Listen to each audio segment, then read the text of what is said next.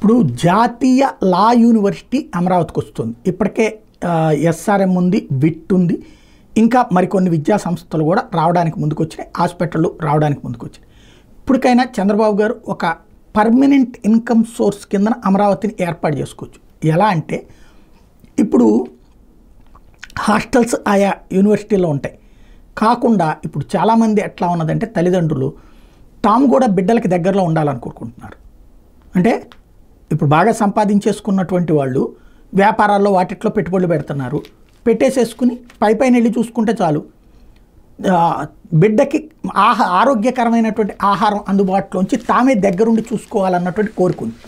అట్లాంటి వాళ్ళు ఇప్పుడు మనం కనుక చాలా చోట్ల చూస్తే ఈ కార్పొరేట్ కళాశాలలు, కార్పొరేట్ పాఠశాలలకి దగ్గరలో ఇళ్ళు బాగా రేట్లు ఉంటాయి, అద్దెలు ఉంటాయి. అలా ఎందుకయ్యా అంటే అక్కడ ఈజీగా ఏది తల్లిదండ్రులు అక్కడికి వచ్చేసి ఇల్లు తీసుకుంటున్నారు. ఈవెన్ కార్పొరేట్ స్కూళ్ళ దగ్గర అయితే చాలా పెద్ద ఎత్తున ఇళ్ళు అద్దెకి తీసుకుంటుంటారు అక్కడ స్కూళ్ళలో తమ పిల్లల్ని పెట్టించుకుని. అట్లాగా ఉండేటటువంటి వాళ్ళ కోసం అని చెప్పేసి అపార్ట్మెంట్లు కట్టించడం, రాష్ట్ర ప్రభుత్వం తరపునే కట్టించి అద్దెలకి ఇవ్వచ్చు లేదా అమ్మచ్చు. ఇదివరకు ఒక ఇది పెడితేనే ఏది అపార్ట్మెంట్ల టైప్లో కడతానంటేనే ₹1,00,00,000 కూడా జనం ఎగబడి అప్లై చేసుకున్నటువంటిది. రాష్ట్ర ప్రభుత్వం తరపున అట్లా కనుక భారీగా కడితే ఆదాయం వస్తుంది. అంటే ఏముంది, ఇప్పుడు బిల్డర్లు ఎట్లా సంపాదిస్తున్నారు, ఒక అపార్ట్మెంట్ కడితే స్థలానికి అయ్యేటటువంటి కాస్టు ప్లస్ ఇది కలిపేసి పోను పైన ఒక 15-20 ఫ్లాట్లు ఉన్నటువంటి అపార్ట్మెంట్కి కనీసం ఒక 5 కోట్లు లాభం ఆశిస్తున్నారు. ఎట్లా చీఫ్ అండ్ బెస్ట్గా చూసుకున్న ₹1,00,00,000 తక్కువ లాభం ఆశించట్లేదు. ఏది ఒక 10 ఫ్లాట్లు ఉన్నటువంటి అపార్ట్మెంట్కి.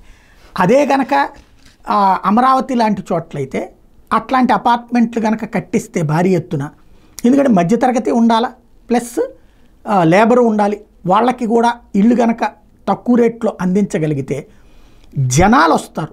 జనాలు తిరుగుతున్నప్పుడు ఆ ఏరియా ఆటోమేటిక్గా క్రౌడెడ్ ఉంటుంది, నిండుగా కనబడుతుంది.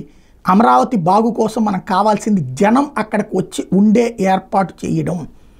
అక్కడ ఇప్పుడు రేపు పొద్దున పరిశ్రమలు రావాలన్నా ఇప్పుడు ఈ సంస్థలోనే పనిచేయాలంటే పనిచేసే సిబ్బంది కావాలి కదా. తొలి దశలో ఓకే అమరావతి ప్రాంత వాసులకి ఇప్పించడం, కానీ మలి దశలో వచ్చేటప్పటికి మ్యాన్ పవర్ కొరత ఏర్పడకూడదు.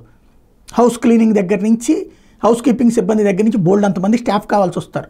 ఈవెన్ ఇప్పటికే హైకోర్టుకు సంబంధించిన లాయర్లు గుంటూరు బెదవాడ నుంచి రావాల్సి వస్తుంది, కానీ అక్కడేమీ లేవు భవనాలు.